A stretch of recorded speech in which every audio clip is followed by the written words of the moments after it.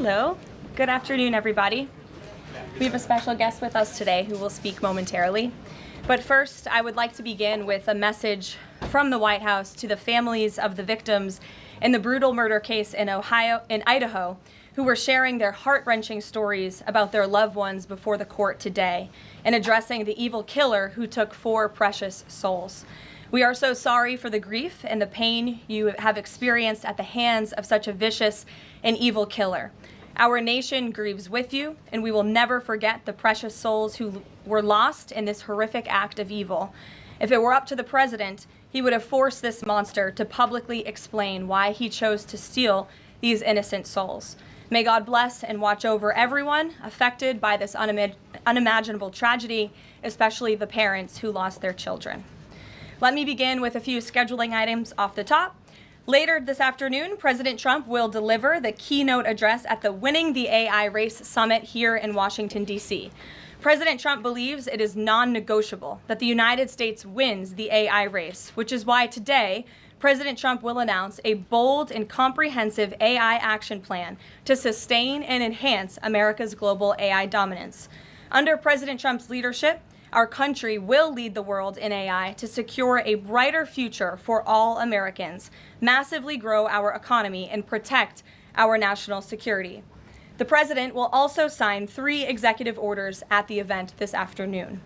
On Friday morning, President Trump will travel to Scotland for a working visit that will include a bilateral meeting with Prime Minister Starmer to refine the historic U.S.-UK trade deal. On the topic of trade, yesterday, President Trump accomplished something no other president has ever achieved. The president secured and announced 3 major trade deals with the Philippines, Indonesia, and Japan, all in one day. President Trump is finally putting a stop to our country getting ripped off. As a result of the president's successful negotiating tactics, many foreign markets are now being opened to American industries for the very first time, and harmful trade barriers are being broken down. Thanks to President Trump, these countries around the world are agreeing to open their markets to American-made products and goods for the first time, which will lead to a boom in sales and profits for American businesses right here at home. As President Trump said, he will only lower tariff rates if a country agrees to open their market to American-made products. If not, they will continue to face tariffs and pay a steep price to do business in the United States of America, which remains the best market on the face of the planet. Also this week, the president officially marked 6 months here at the White House. He made big promises to the American people on the campaign trail last year, and he has unquestionably delivered on those promises in record time. The president has defeated the Biden inflation crisis to make America affordable again. Core inflation is currently at its lowest level in 4 years, and prices for everyday goods are falling. The president's pro-growth policies have fueled massive job growth across our country. Since the president has taken office, our economy has added nearly 700,000 new jobs, with native-born American workers accounting for all job gains. The president has put the economic needs of families and of workers first. He signed the largest tax cuts for the middle class in American history, including no tax on tips, overtime, and Social Security. We have also seen the president unquestionably deliver on his promise to secure our southern border. He has ended Biden's illegal alien invasion, and for 2 months in a row, 0 illegal aliens were released into our country. The president has also, as you all know, initiated the largest mass deportation campaign in American history. The president has also restored law and order to make America safe again, another campaign promise he vowed to the American public.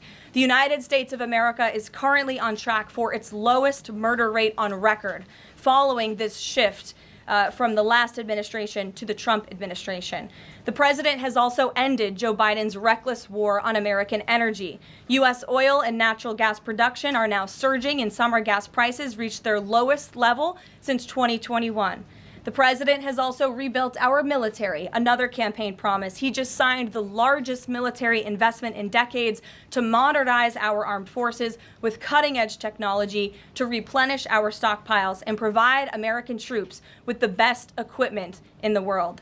The U.S. Army, Navy, Air Force, and Space Force have all reached their recruitment goals months in advance.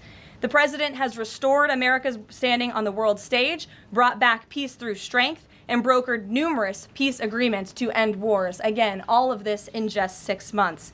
He obliterated Iran's nuclear program to end the war between Israel and Iran, got NATO members to raise their defense spending to 5% of GDP, and secured a ceasefire between India and Pakistan, as well as brokering a historic agreement between Rwanda and the Democratic Republic of the Congo. The president has already received 3 different Nobel Peace Prize nominations for his peacemaking efforts. Again, all of this progress, all of these accomplishments have occurred in just 6 months. We are truly just getting started, and we look forward to working with all of you for the next 3.5 years. On another matter, over the past few days, Director of National Intelligence Tulsi Gabbard has unveiled shocking new evidence that former President Barack Obama and top aides in the Obama administration conspired to subvert President Trump's 2016 election victory and undermine the democratic will of the American people. While publicly pretending to engage in a peaceful transfer of power, in private, former President Obama went to great and nefarious lengths to try to sow discord among the public and sabotage his successor, President Trump. The new evidence released by the Director of National Intelligence, who is here with me today, confirms that the Obama administration manufactured politicized intelligence, which was later used as the justification for baseless smears against President Trump in an effort to try to delegitimize his victory before he even took the oath of office.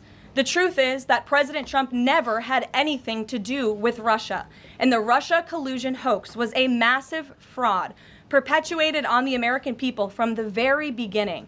And the worst part of this is Obama knew that truth, and so did all of the other corrupt officials involved in this scam, including former CIA Director John Brennan, former Director of National Intelligence James Clapper, former FBI Director James Comey, former Deputy Director Andrew McCabe, and many others. Director of National Intelligence Gabbard's report further confirms what we already knew. There was no collusion, no corruption, except on the part of Barack Obama and the weaponized intelligence agencies at the time. The Russia hoax was a blatant lie, all ginned up by Democrat political operatives that were signed off on by then President Obama and leaked to the news media to launch a years-long witch hunt against President Trump and his first administration. Allies of the president, including his own son, Donald Trump Jr., were disgustingly smeared as Russian assets, and some even had their lives destroyed because of this vicious lie. The president's first 2 years in office had this fake distraction hanging over it, and endless resources, time, and political capital were spent having to debunk these lies from the highest levels of our government. Now, nearly 10 years later, thanks to the declassification of documents by Director Gabbard, the truth has finally come to light. And this truth vindicates President Trump, his family, and his many allies and associates who were smeared with defamatory lies. President Trump was right from the beginning about all of this, and we are grateful that justice can be served. Now, we have even more damning evidence implicating those who tried to sabotage a duly elected president and did grave material harm to our republic. Thanks to additional important work done by CIA Director Ratcliffe, Committee Chairman Rick Crawford over the past few months, a newly declassified 2020 report prepared by the House Permanent Select Committee on Intelligence, which DNI Director Gabbard has declassified, found that the intel community did not have any direct information that Russian President Vladimir Putin wanted to help elect President Trump in 2016, and in fact, Russia was actively preparing for a Hillary Clinton victory. But at the unusual direction of Barack Obama at the time, the intel community published implausible intelligence suggesting otherwise. Why? To sabotage the incoming president. This is truly one of the greatest political scandals in American history. And reporters at legacy outlets, some of which are sitting in this room today, like the New York Times and the Washington Post, were ridiculously awarded Pulitzer Prizes for their perpetuation of this hoax. It's well past time for those awards to be stripped from the journalists who receive them. It is not journalism to propagate political disinformation in service of the Democrat Party and those in the intelligence community who hand over out of context and fake intelligence to push a false political narrative. I will now pass it over to the Director of National Intelligence, Tulsi Gabbard, to speak more about all of this, and then we will open it up for questions afterwards. Tulsi, thank you for being here. Thank you very much. Good afternoon.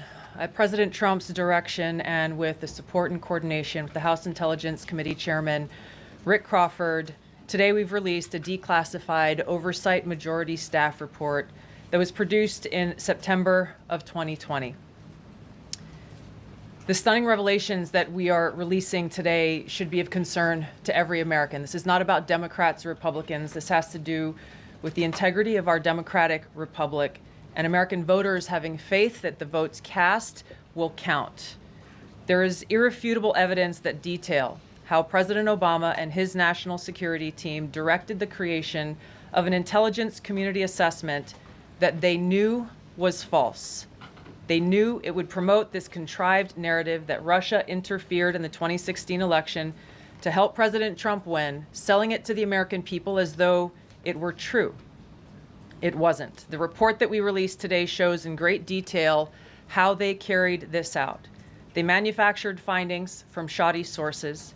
They suppressed evidence and credible intelligence that disproved their false claims. They disobeyed traditional tradecraft intelligence community standards and withheld the truth from the American people. In doing so, they conspired to subvert the will of the American people who elected Donald Trump in that election in November of 2016. They worked with their partners in the media to promote this lie, ultimately to undermine the legitimacy of President Trump and launching what would be a years-long coup against him and his administration. We're here today because the American people deserve the truth, they deserve accountability, and they deserve justice. The records that we released on Friday that were ODNI records, Senator Chuck Grassley's release on Monday of what is known as the Clinton Annex, which was an appendix to the Department of Justice Office of Inspector General's 2018 report, as well as the House Intelligence Committee's majority oversight report that we're releasing today, all come back to and confirm the same report. There was a gross politicization and manipulation of intelligence by the Obama administration intended to delegitimize President Trump even before he was inaugurated, ultimately usurping the will of the American people. I'm going to go over the key findings from the House Intelligence report, which investigated the claims that were made by an intelligence community assessment ordered by President Obama and published in January of 2017. First, Putin's principal interests relating to the 2016 election were to undermine faith in the U.S. democratic process, not show any preference of a certain candidate. In fact, this report shows Putin held back from leaking compromising material on Hillary Clinton prior to the election, instead planning to release it after the election to weaken what Moscow viewed as an inevitable Clinton presidency. In the January 2017 intelligence community assessment that President Obama ordered, John Brennan, who was CIA director at the time, and the intelligence community intentionally suppressed intelligence that showed Putin was saving the most damaging material that he had in his possession about Hillary Clinton until after her potential and likely victory.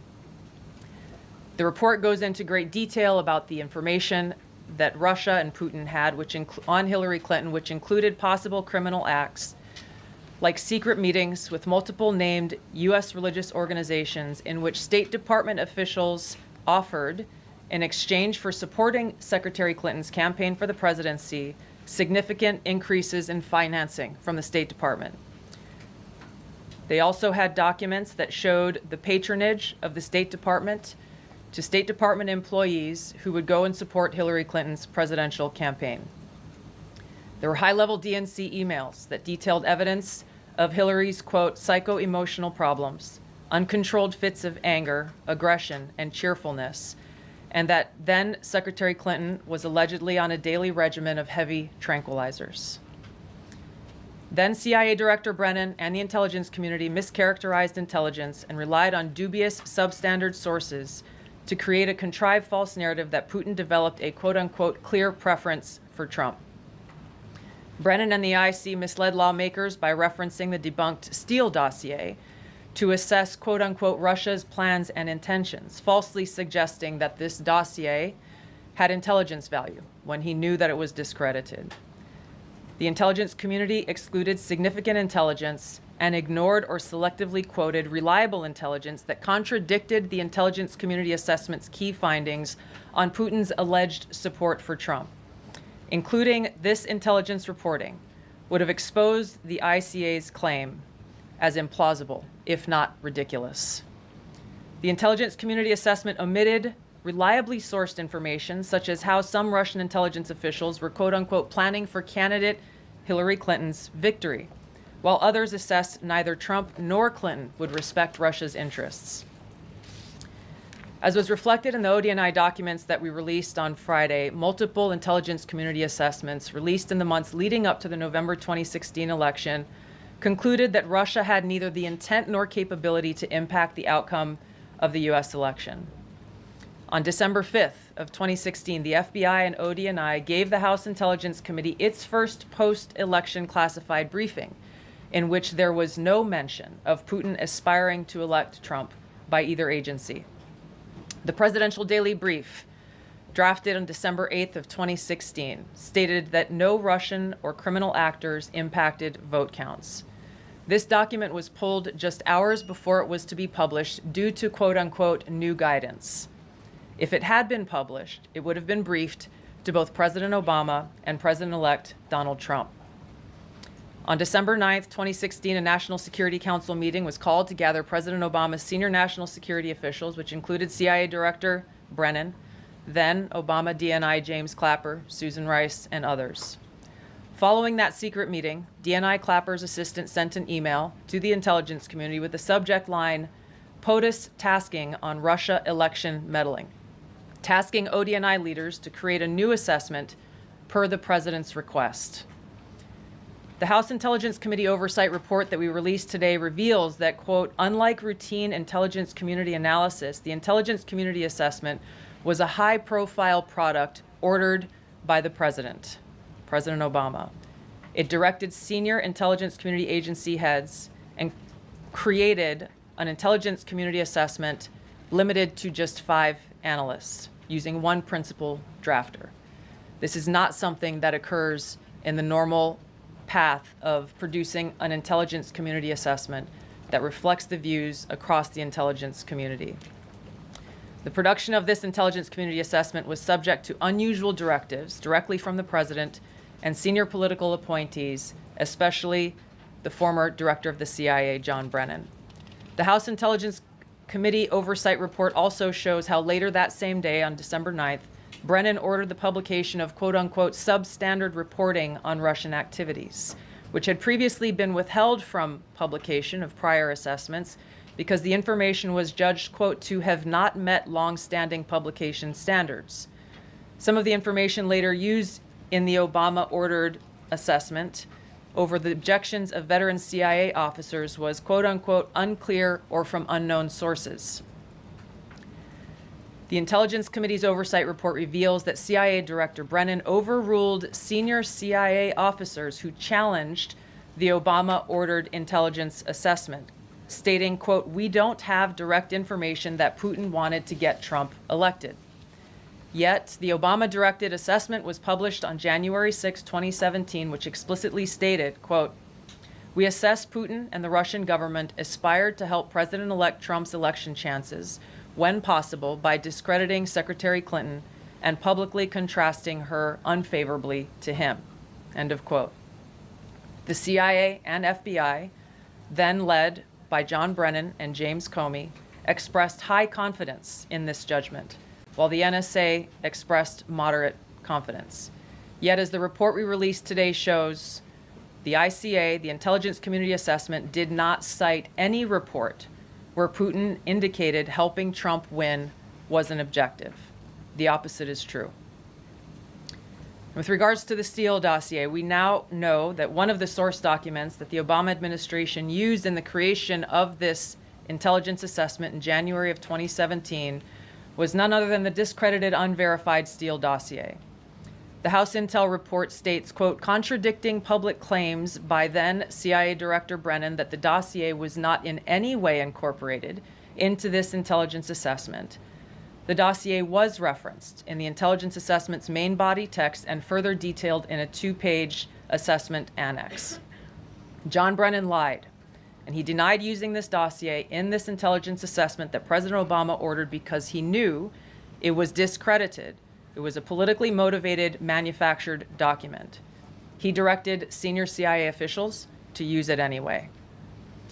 CIA officer told the House Intelligence Committee staff as they investigated this, quote, "The director of the CIA, John Brennan, refused to remove it, and when confronted with the dossier's many flaws, responded, quote, 'Yes, but doesn't it ring true?'"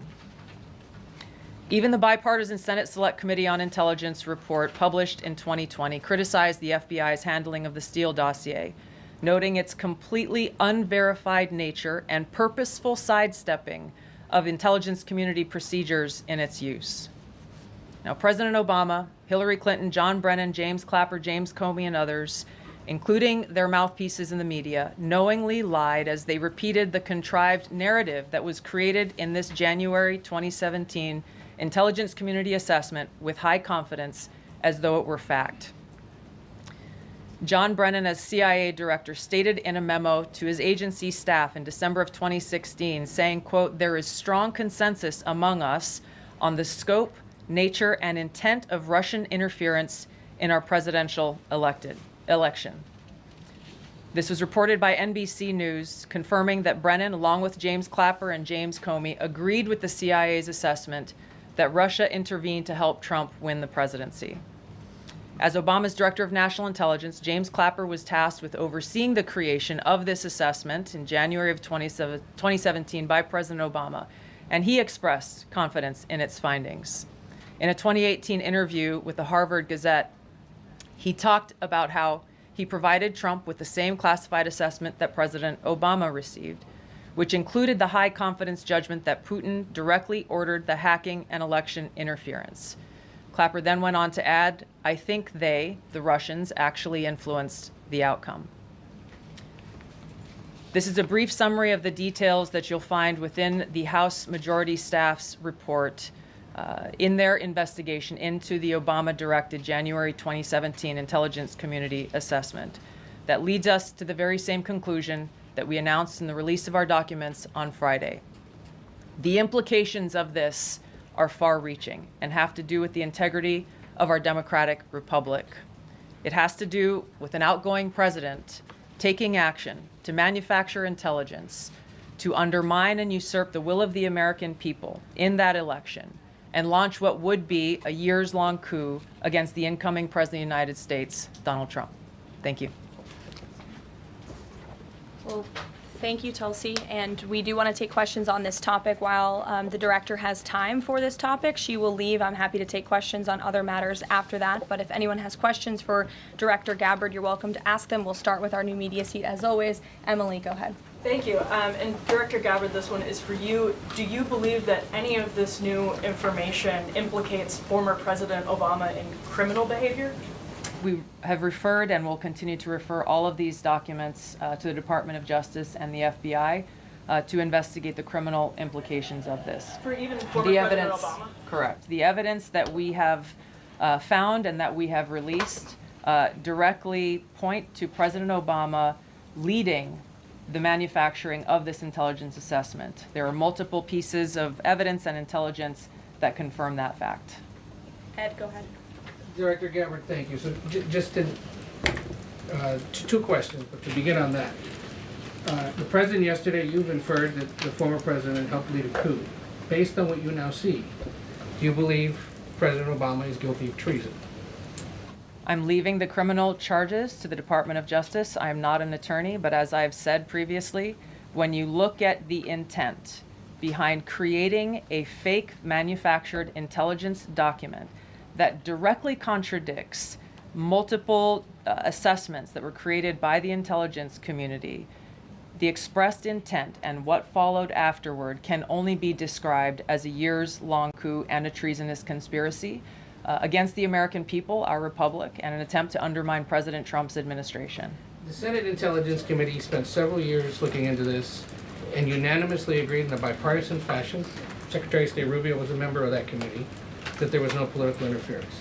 There was a years-long Justice Department investigation into this as well that also concluded no political interference. So help us from a 50,000-foot level, explain, what do you now have that refutes those two conclusions? I will encourage you, in my role as the Director of National Intelligence, my job, again, as I said when I came into this role, was to make sure that we are telling the truth to the American people and that we are ensuring that the intelligence community is not being politicized.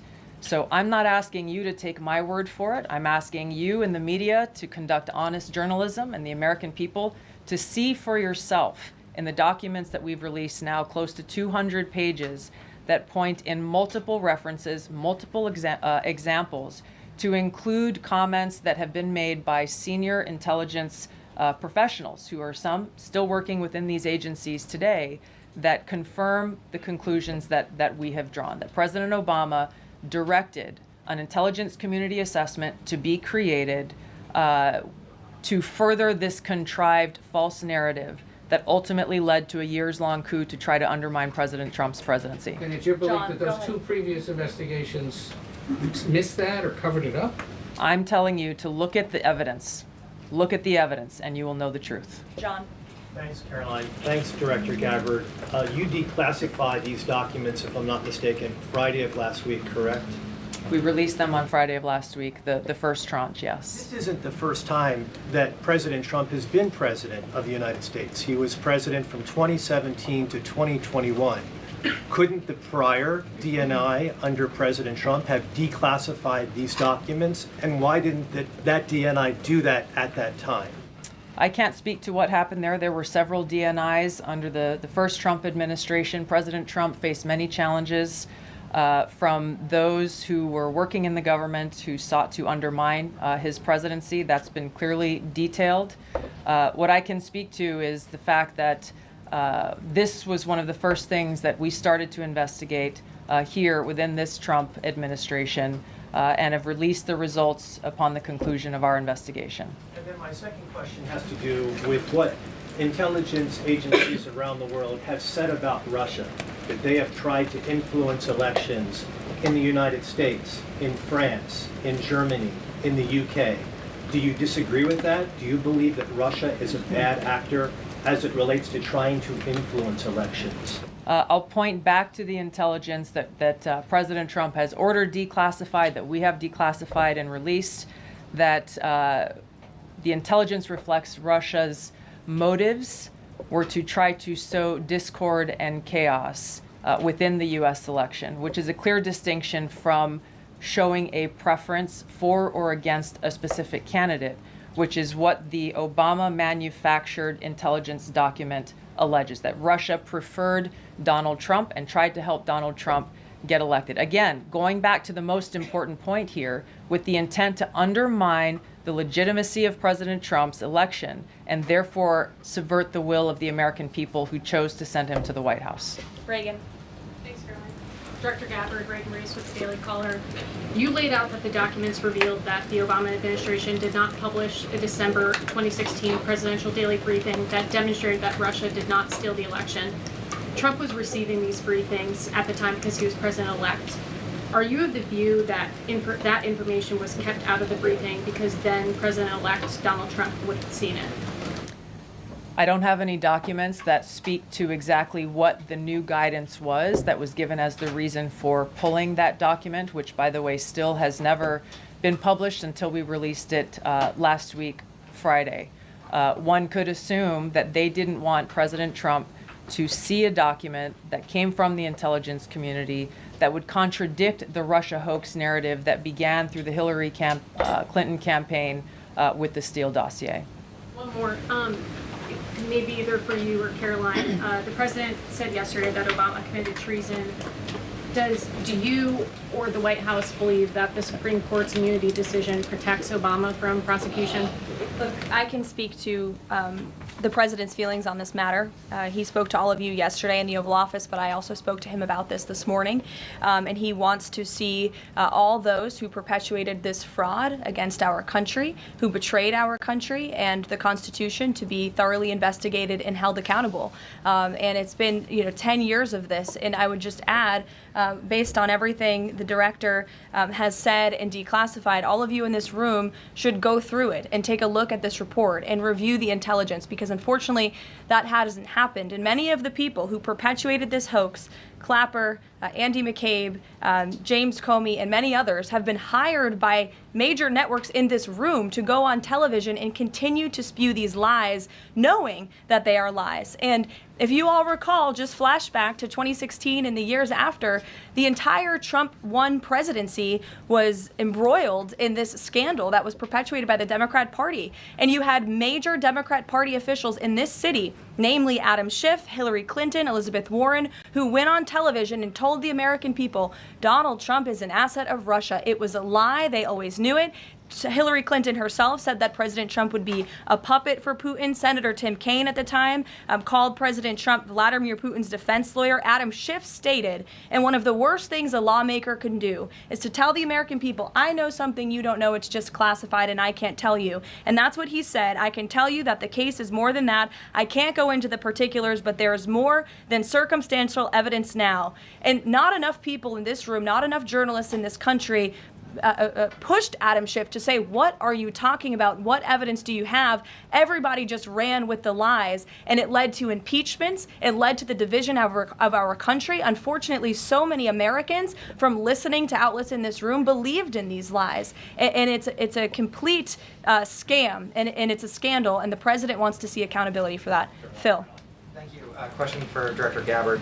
A spokesperson for former President Obama said in a statement earlier this week, quote, nothing in the documents issued last week undercuts the widely accepted conclusion that Russia worked to influence the 2016 election, but did not successfully manipulate any votes. How do you respond to critics like former President Obama and also others on the Hill who say that the administration is conflating apples and oranges here, conflating allegations of actual hacking of voter machines and allegations of interference generally? I think it's a disservice to the American people that former President Obama's office and others who are criticizing the transparency that is being delivered by releasing these documents. They are doing a disservice to the American people and trying to deflect away from their culpability in what is a historic scandal and negative action towards the American people and our democratic republic. The answer to that statement can very clearly be found throughout all of the documents that we have released. Again, showing that Russia has took action to try to sow discord in the election, but showed no preference for or against any singular candidate. You've long been an opponent of weaponization in government. How do you respond to criticism that referring Obama administration officials and even potentially the former president is just more weaponization and this is a potential race to the bottom? I think that's a very disrespectful attack on the American people who deserve the truth. They deserve to have faith and trust in the integrity of our democratic republic, which has been undermined by President Obama through his direction of this manufactured fake intelligence document, knowing that it was filled with lies and knowing that it would and could then be used for all of the actions that came after.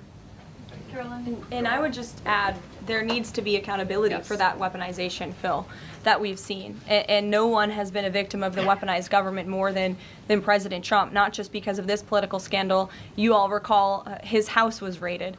So I think, it's very disingenuous for people to say, how dare they speak of former President Obama about this based on evidence and based on intelligence, when the former president of the United States, Donald Trump's home was raided, when he was forced to sit in a Manhattan courtroom and many other courtrooms across the country for crimes he never committed, when he was impeached and indicted, and the entire country witnessed that. That's the weaponization of justice. Now the president is back because the American people see the truth. Nearly 80 million Americans reelected him back to this office, and he believes that we need to have justice and accountability. And I think the nearly 80 million Americans who reelected him agree with that. Caitlin. Thank you, Caroline. Two questions for Director Gabbard just on this. Director Gabbard, you referenced the past intelligence reports and assessments on this, including that 2017 one that was signed off, as Ed noted, by every Republican on the Senate Intelligence Community, including the acting chair of the time, now Secretary of State Marco Rubio, who said in a statement that they did not find any evidence of Russian collusion, but they did find, however, is very troubling, and they found irrefutable evidence of Russian meddling. One, are you saying that he's wrong in that statement that he made then? And secondly, what would you say to people who believe that you're only releasing these documents now to improve your standing with the president after he said that your intelligence assessments were wrong? Well, first, I want to correct something that you stated, which was citing the Senate Intelligence Committee's report as being one and the same. I think you said the intelligence community. The Senate Intelligence Committee has a very different function than the Office of the Director of National Intelligence. The evidence and the intelligence that has been declassified and released is irrefutable. I'm going to let Karoline speak to Secretary Rubio. I'll speak to both questions. First, on Secretary Rubio, he put out a statement in 2020 following that Senate Intelligence Committee report, and he said what they found is troubling. We found irrefutable evidence of Russian meddling, which the Director of National Intelligence just confirmed for all of you, that Russia was trying to sow distrust and chaos. But what's the outrage in this that Secretary Rubio did not say at the time, the Democrats were saying at the time, is the fact that the intelligence community was concocting this narrative that the president colluded with the Russians, that the president's son was holding secret meetings with the Russians, all of these lies that were never true. And he also said at that time, we discovered deeply troubling actions taken by the FBI under Comey, particularly their acceptance and willingness to rely on the Steele dossier without verifying its methodology or sourcing. The Steele dossier that many outlets in this room ran as the gospel truth, and it was cooked up and paid for by the Clinton campaign.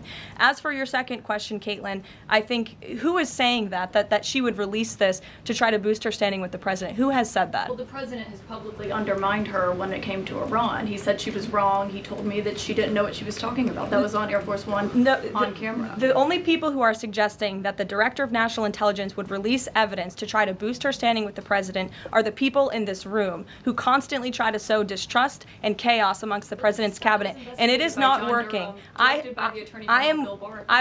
will just answer your question directly. I am with the President of the United States every day. He has the utmost confidence in Director Gabbard. He always has. He continues to, and that is true of his entire cabinet, who is all working as one team to deliver on the promises this president made. Does anyone else have questions for Director Gabbard? And then we'll turn it over to a couple other questions. Christian, go ahead. Yeah, thank you. Director Gabbard, two follow-ups on questions that have been asked. You mentioned the previous DNIs during the president's first term. One of them reports to you right now, if I'm not mistaken, John Ratcliffe. So have you not spoken to him about why this information was not declassified during the first term? He was in that position for a very short period of time. The work that began back then, we have picked up and absolutely completed. We are continuing to investigate this. Additional whistleblowers are now coming forward because they see an opportunity for the truth to come to light. And as Karoline said, for real accountability to be brought forward. The accountability is the essential part of this. We can show the truth, reveal the truth. The accountability needs to occur to be able to start to restore that trust in the integrity of our democracy. And then just quickly, I know you said you would leave the charging to DOJ, but the statute of limitations on conspiracy is 5 years. So what else could they possibly pursue besides treason? I think that's a great question for Attorney General Pam Bondi. We're providing all of the evidence, all of the intelligence that we have, both redacted and unredacted versions, referring it to the Department of Justice and the FBI. We'll take one more. Charlie, go ahead. How credible was the information about Hillary Clinton's power from you? The report said that it was from sourced from the DNC. Have you seen that information, or do you think that maybe Russia was overemphasizing what they had? All I have seen is what the Intelligence Committee have reported through their investigation. I think the underlying point there is that we understand from intelligence what Russia said that they had. And the important point here is that if they were trying to influence the election, as President Obama and James Clapper and John Brennan, everybody said they were doing in order to support Donald Trump's election, they would have released the most damning of that information, some of which I detailed here. You'll find the rest in the report, prior to the election to help Donald Trump win. They specifically withheld what they had on her, the most damning information, because they thought that she would win the election. They had plans to release it just prior to her inauguration to, again, sow discord and chaos in America. And if I may, On Jeffrey Epstein, can you rule out that he was connected in some way to any kind of intelligence, either foreign or domestic? I haven't seen any evidence or information that reflects that. If anything comes before me that changes that in any way, support the president's statement loud and clear. If any credible evidence comes forward, he wants the American people to see it. Great. Director Gabbard, we thank you for your Thank you. time today. I know you're a busy woman, Thank so you. we'll let you get out of here, but thank you so much. Okay. I know there's many issues going on today across the world and here at home. If you have any other further questions, I'm happy to take them. Ed, why don't you go ahead? Yeah, thank you, Caroline. So the Japan trade deal, is that Japan trade deal the start of this number of trade deals that the Treasury Secretary says we're going to see by August 1st?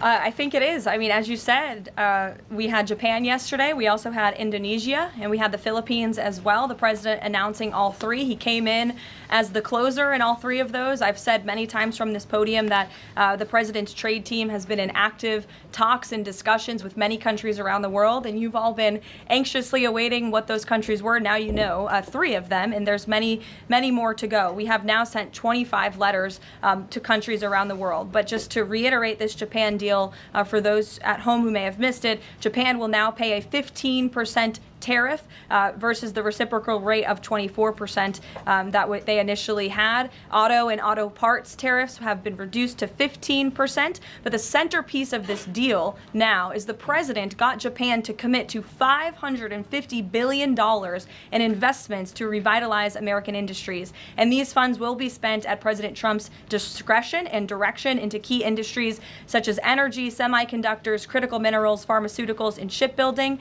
And the U.S. will retain 90% of the profits from any investments made by this $550 billion fund. This was originally a $400 billion investment that President Trump then negotiated to an increase of $150 billion, making it a $550 billion deal for the American people. And I just want to emphasize, Ed, I see you have a follow-up, but it's very important. Japan has agreed to open their markets to many very key sectors in American-made products that have really faced very strict tariff and non-tariff barriers prior. So thanks to the president, Japan's markets will now be open to American-made products and goods. This is big news for our tech companies and our farmers as well.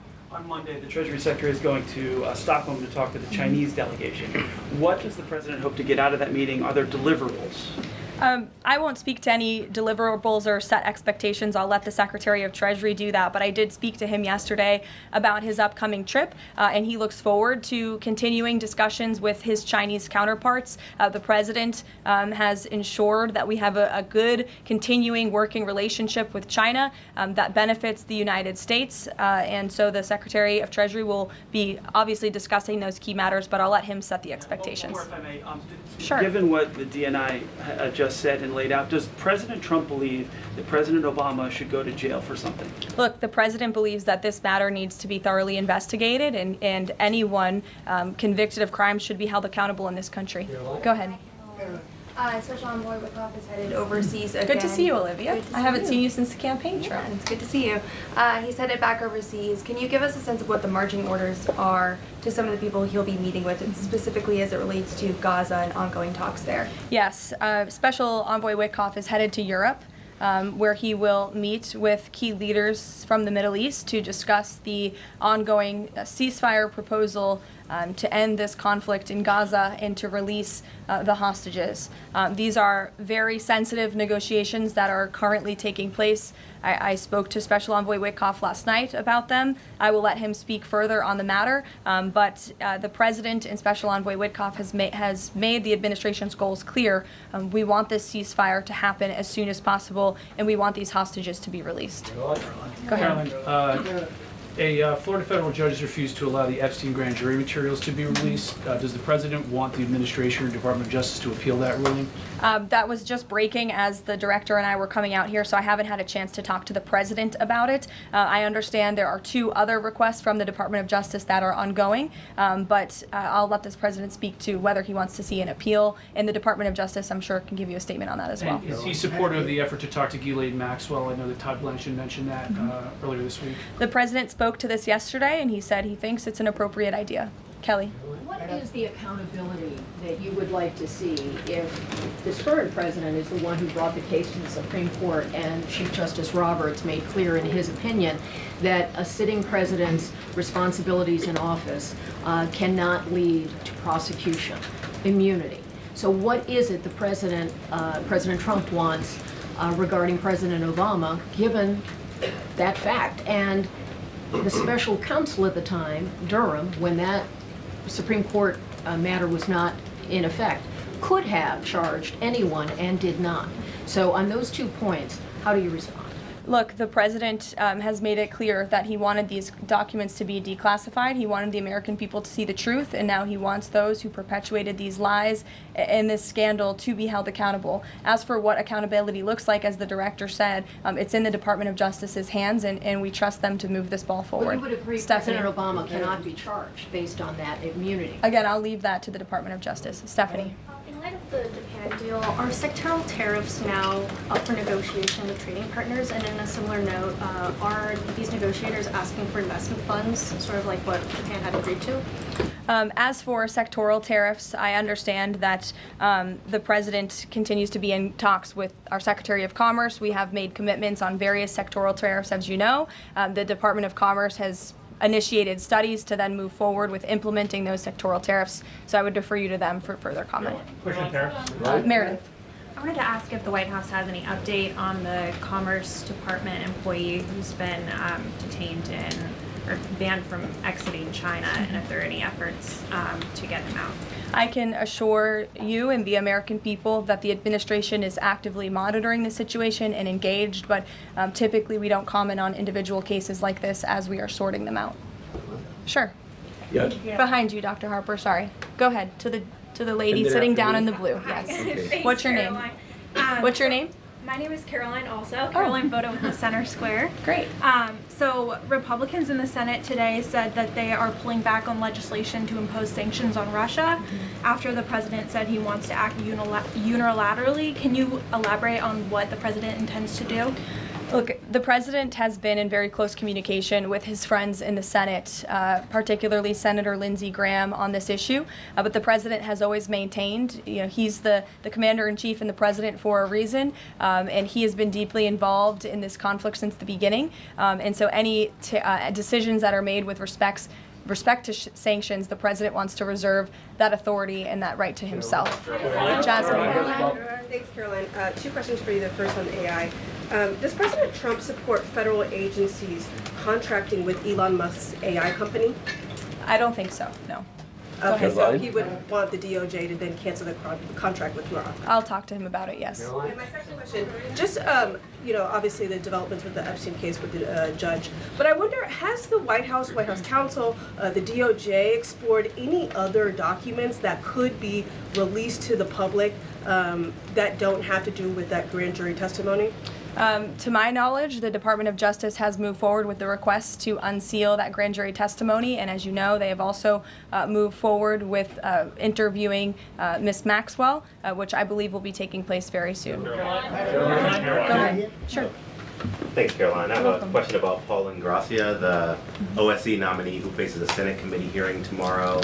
Tom Tillis said that he wouldn't vote for Ingrassia if a vote came to the Senate floor. 24 worker advocacy groups have said that they don't support his nomination. What is the White House planning to do to sort of turn the tide or convince legislators that they should vote for him? The White House is always in communication with members of both the Senate and the House, and we stand by the president's nominees. Sure. In connection with the Mueller investigation, a grand jury indicted 13 Russians. President Putin has said he will never extradite those men. Given the new information that Ms. Gabbard has found, what's the administration's position on that case? Should those charges be dropped? I don't have an update for you on that case, but I'll check in with the National Security Council and our team will get you something. Sure. Thank you so much. So Fani Willis and Jack Smith separately, they both charged President Trump with conspiracy to defraud the United States and a conspiracy to overturn the 2020 election. It now turns out we're confirming that Obama and his cronies were doing that the whole time in 2016 on a massive scale, falsifying documents and having their intel agencies do this. What does this What does this say about the 2020 election? And also, yeah, what's your thoughts on the irony here? There is a lot of irony, especially for the party of the Democrat Party, who claims to be for democracy. We often heard throughout the 2024 campaign they were calling this president a threat to democracy. And now I think the declassification of all of these documents proves that they were indeed the true threat to democracy. And as I said repeatedly today, there needs to be justice and accountability for that.